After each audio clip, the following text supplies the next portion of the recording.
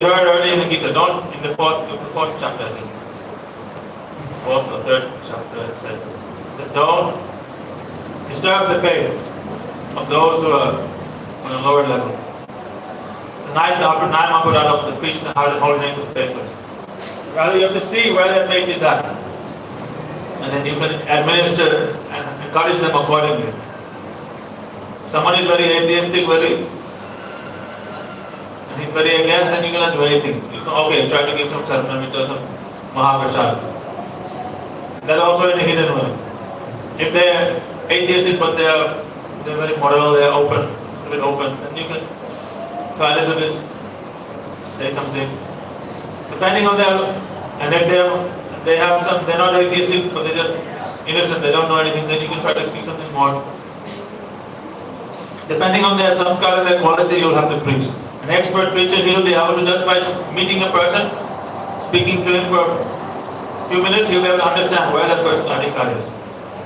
And he will not disturb that person's faith, but he will try to build him up from the position he is on. Help him advance. This is what the expert teacher, expert preacher, he will do. But you should know that nowadays, society is full of this asana bhavana. So much doubt, so much inimical mood towards Bhagavan. Very, very difficult. This Kali Yuga is taking place right before our eyes. Before in Satya Yuga, other yugas, and this was not like this. People have, even in India you can see today, people still have, especially this Brajadiya, everyone has natural faith in Bhagavan, naturally. You don't need to convince them that Bhagavan exists. In India everyone is theistic pretty much, but slowly, due to this atheistic education and influence, people are becoming more and more atheistic. In previous yugas, Dharma was very strong. Prakashika Vritti, Srila Bhaktivinoda Thakur quotes Krishna as saying, having taken shelter of an asuric bhav, 4 types of persons do not surrender unto me. The Dushkrita, wicked. The Muda, foolish. The Naradamana, lowest among human beings. And the Maya, Pratyajnana. So here it's been, is given, there's 2 ways to interpret this sloka. The first, he was said that Muda, Naradama, Maya, Pratyajnana, and Asuram Bhava. These are 4 kinds. This is according to Krishna Chakravarti. Now Gurudeva is saying, actually no, Dushkrita is 1, Muda is 1, Naradama is 3rd, and Maya is 4th. But anyhow, you could, whether if you say here Asuram Bhava, Ashrita or Dushkrita, they're basically synonymous. So it doesn't matter which way you explain it.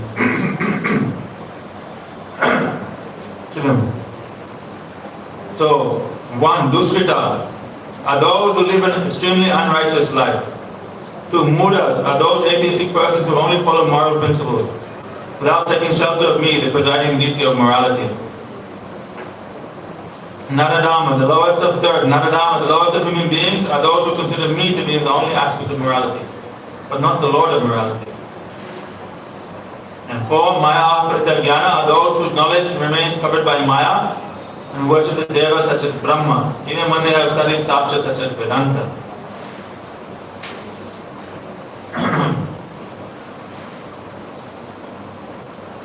They do not know my omnipotent nature and the eternal conscious nature of the jiva, the temporary nature of the relationship of the jiva with inert matter, or the eternal nature of the relationship of the jiva with me as my servant.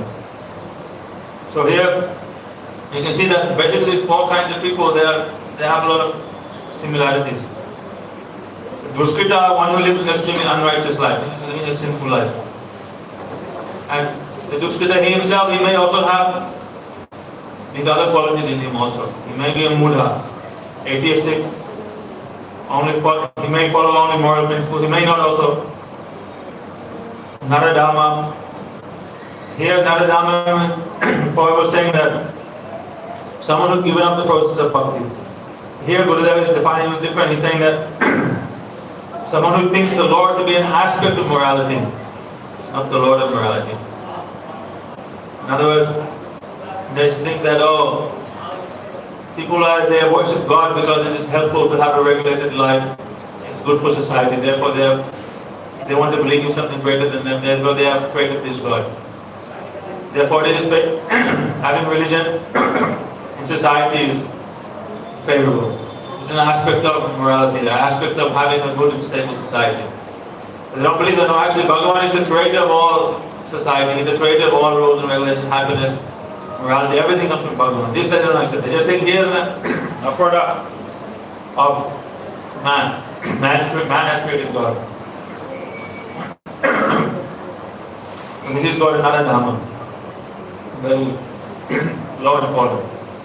They think God is someone ordinary, something normal. People they don't even understand what is God. People they use the word God also so lightly. If someone excels in anything, they think, hey, what is God? They think like glorified like that. Or he's such a God, like if he's good in sports or this or that or in his whatever his field, he's very expert. And he's like totally like no competition, and people are, oh, what a God. See how he is. So good. But they take God's name in vain like this. But God He is one without a second. There's no comparison. You cannot compare anything to Him. He's incomparable. He's Atula. Atul means incomparable. Atul Krishna. That Krishna is incomparable. There's no comparison. There's no second. There's nothing you can compare to Him because He is one of a kind. So these four kinds of people, Dushkritas, Mudas, Naradamas, and the Maya Aprita Gyanis, whose intelligence has been stolen away by the knowledge. They worship this demigod, that demigod, Brahma, this, that, but they don't worship Bhagavan. These people they fail to approach and worship the Lord. Now he's going to explain four kinds of people who do shelter him. Chaturvidha bhajante mam jana sukritana arjuna. Arthi Gyasu Arthi Gyanacha Bharata Shaba. O heads of the Bharat dynasty, there are four types of pious men who perform my bhajan. The distressed, Artha, the inquisitive, the Gyasu, the seeker of wealth, Artha Arthi, and the man of wisdom, Gyani. Bhavanuva, who then performs your bhajan? Now this question has arisen. Oh, you just described all those who do not. Okay, they are not doing, but then who is? In response to this question, Sri Bhagavan speaks this sloka beginning with the word Chaturvidha. Sukrita refers to those who worship me and who follow the rules and regulations of Varna Ashram Dharma. Artha refers to persons afflicted with distress such as disease and who worship me to get relief. Yagyasu means those who worship me desiring Atma Gyan, knowledge of the self, or scholarly knowledge of the Sastra through grammar. He refers to those who worship me with a desire for enjoyment in this world, such as possession of land, elephants, horses, beautiful women, gold, or enjoyment in Swarga. Gyanis with pure hearts also worship me. Of these, the first three are Satan Grihastas, householders who have fruitive desires. And the fourth group consists of Nishkam Sannyasis, renunciates who perform selfless actions. So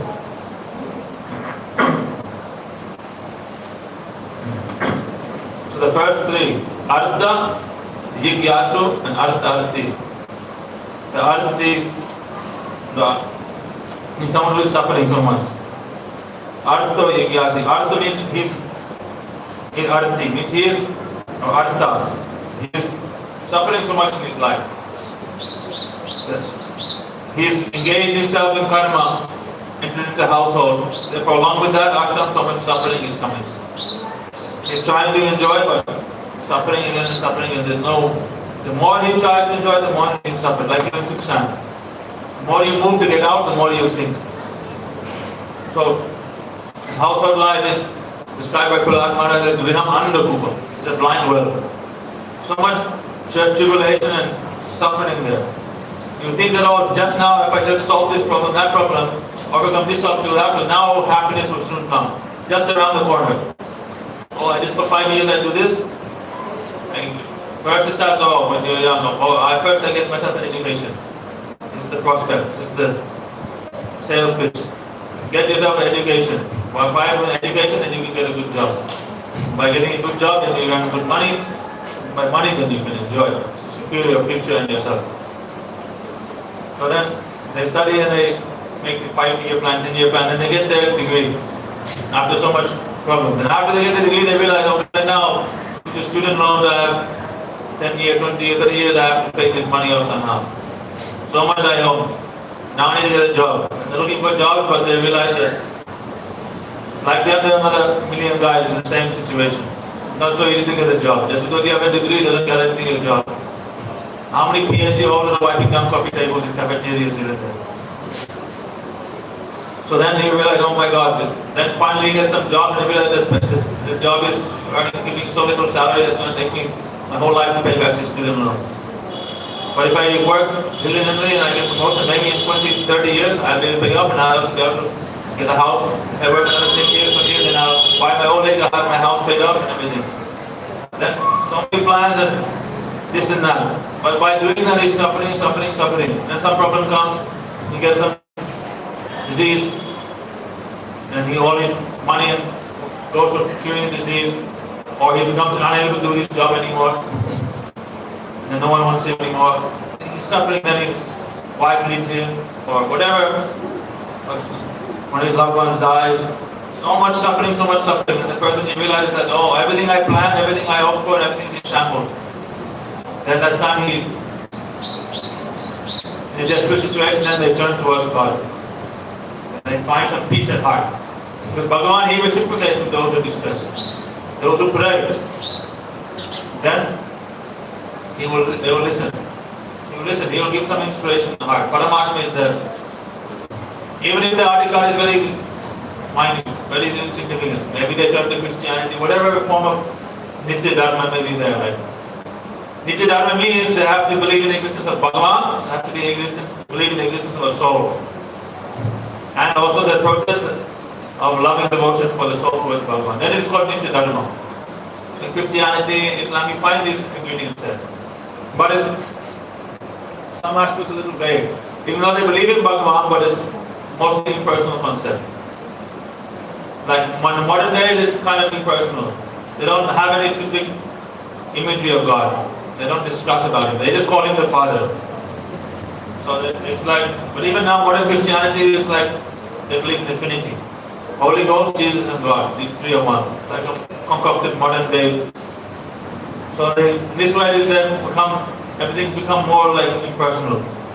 But still, in the Bible and in the Quran, there's still the fundamentals are there. Atma, Bhagavan, and love for God is all being described. So these are Nitya Dharmas.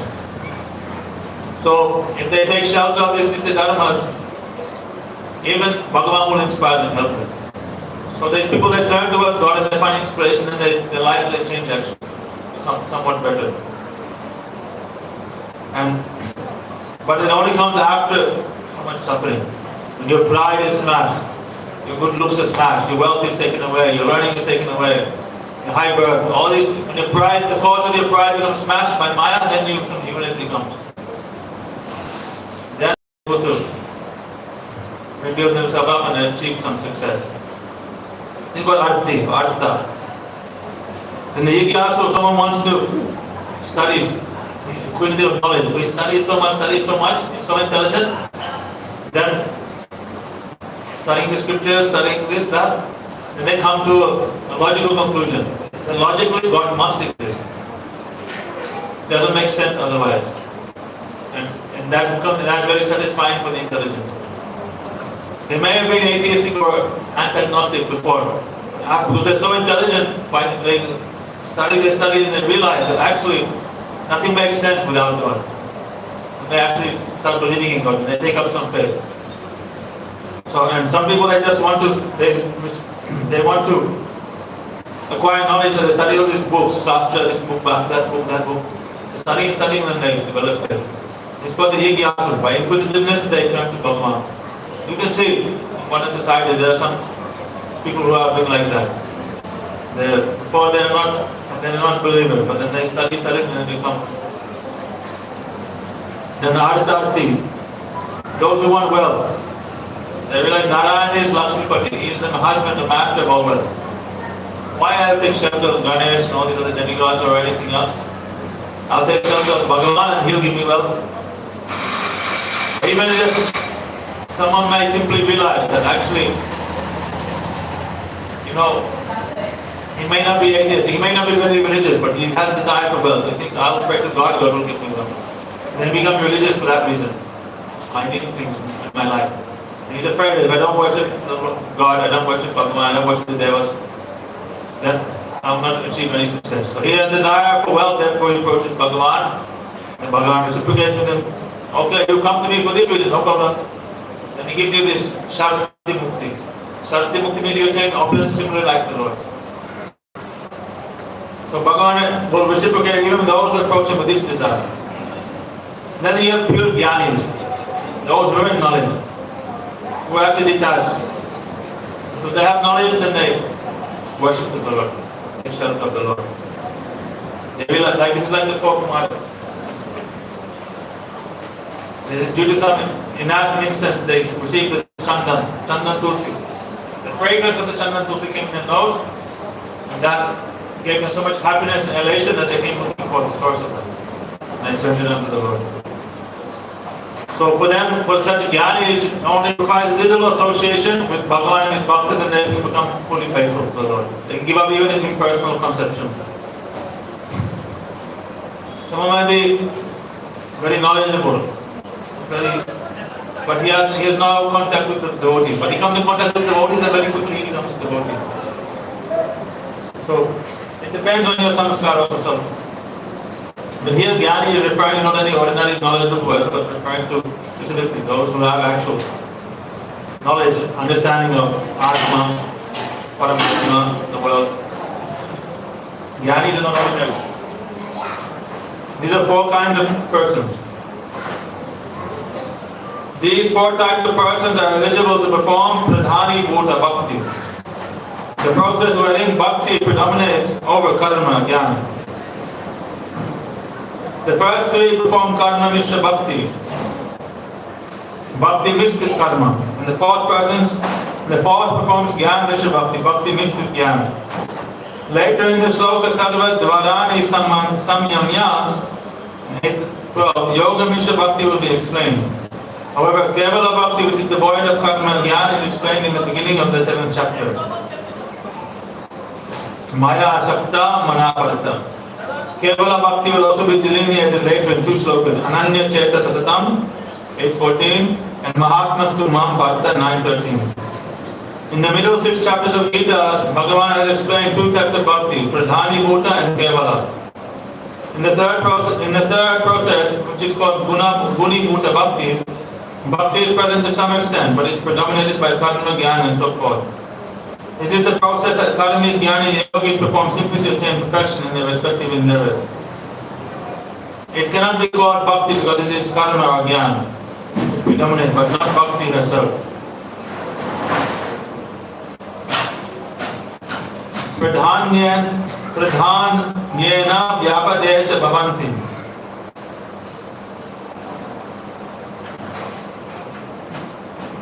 Is a name given to something according to its predominating element. According to this principle of logic, nyaya, such processes are named after their respective predominating natures, karma, jnana and yoga. These processes are not categorized as bhakti because bhakti is not predominant. So one kind of bhakti is there where the process of karma and jnana are prominent, but bhakti is subordinate to that. And one type of mixed bhakti where bhakti is predominant but has little mixture of karma and yoga. Difference. The result of sakam karma is swarga, and the result of nishkam karma is jnana. The result of jnana yoga is moksha. Now the result of the two types of bhakti, pradhani bhuta and kevala, are being explained. In pradhani bhuta bhakti, those who are distressed, arata, those who aspire for knowledge, jigyasu, and those who seek wealth, arata, arati, form karma mishra bhakti, that is bhakti which is mixed with karma. Hence they are called sakam bhakta. The only result of this type of bhakti is the fulfillment of one's material desires. Due to the superior nature of the object of their endeavor bhakti, they finally attain moksha, salokya. This characterized by the predominance of happiness and majesty, Aishwarya. They do not fall down like a karmi falls after enjoying in Swarga. This is stated later on, Yanti Mam, Madhyaj Loti Mam, Gita 9:25. The result of the fourth type, Jnana Mishra Bhakti, is superior to that of Karma Mishra Bhakti. Those who practice the things Shanta Rati, like the four Kumaras headed by Sanat, by the special mercy of Sri Bhagavan and his bhaktas, this type of bhakti culminates in Prem Utkarsha, the excellence of Prem, which is seen in people like Shukadev Goswami. When Karma Mishra Bhakti is Nishkam, selfish, it results in Jnana Mishra Bhakti, the result of which has just been explained. Therefore, yoga is a ladder, leading one to after another. If you do Karma Mishra Bhakti, Nishkam Karma, you will attain Jnana. And when you are attaining Jnana Mishra Bhakti, you will attain this Shanti Rati. Otherwise, if you are very unfortunate, then you will attain personal liberation. It's also the thing. Someone that might have even some devotion, but they reject the form of the Lord and the impersonal aspect of the Lord. Sometimes the person who is performing Jnana Mishra or Karma Mishra Bhakti attains Prem in the moods of Dasya, servitorship, and so forth, due to his intense desire which is developed by the association of bhaktas who have Dasya Bhav. By Sadhu Sangha, in other words. You may be doing Jnana Mishra Bhakti, Karma Mishra Bhakti, but by Sadhu Sangha then, you develop a desire to achieve Prema Seva. Then you achieve this Dasya Bhav, the mood of being a servant. That Prem, however, is predominated by Aishwarya. Result of Shuddha, Ananya, Akincha and Uttara Bhakti, which is free from Jnana Dharma, which has various branches, that one attains the position of a loving associate of Krishna in Dasya Bhav, Satya Bhav and so on. So he is clarifying, without having Ananya Bhakti, Kevala Bhakti, you cannot really attain Dasya Bhav.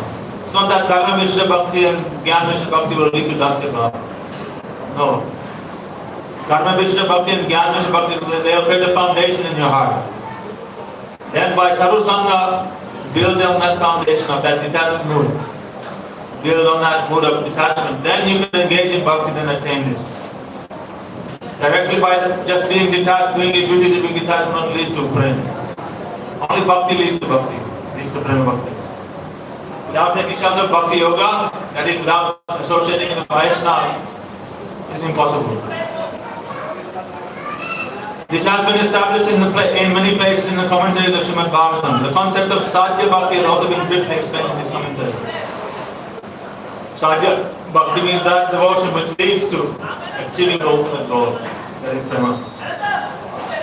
Prakashika Vritti, Srila Bhaktivinoda Thakur quotes Shri Krishna saying, it is generally not possible for those who are miscreants to perform my bhajan, because they are not on the path of gradually developing their consciousness. Sometimes, however, such people attain my service by chance. Among those with Sukriti who lead a regulated life, 4 types are qualified to perform my bhajan. These 4 people here are those who have some Sukriti. Chatur Vidha Bhajante Mam, your Sukritina, Jana Sukritina Arjuna. These are 4 kinds of Jana, people who have Sukriti. So without any Sukriti also is not possible. There are some pious activities, some piety in the heart, some good culture, some good Sukriti. It's not possible to turn towards Bhagavan. And that also should be Bhakti Unmukhi Sukriti. Some contact with devotion. No. Without that it is not possible. So here, those who are engaged in Kamya Karma, fruitive activities, remember me when they are affected by some misery. They are called Artha, the distressed. Even those who are Dushkita sometimes remember me when in distress. Now Gurudev is going to explain these 4 also in more detail. And this will be tomorrow. How these 4 people there turn towards Gaur Brahmananda Hare Hare Hare Jai Shri Guru Padma Ki Jai, Guru Parampara Ki Jai, Sachinanda Gaur Hare Ki Jai, Saparshada Gaur Hare Ki Jai, Vrindavan Dham Ki Jai, Harinam Sankirtan Ki Jai, Srimad Bhagavad-gita Ki Jai, Chandan Yakta Ki Jai, Vishwanath Chakravarti Thakur Pad Ki Jai, Nandavadi Vaishnavinna Ki Jai, Samagata Bhakti Vrinda Ki Jai, Nitai Gaur Brahmananda Hare Hare Gaur.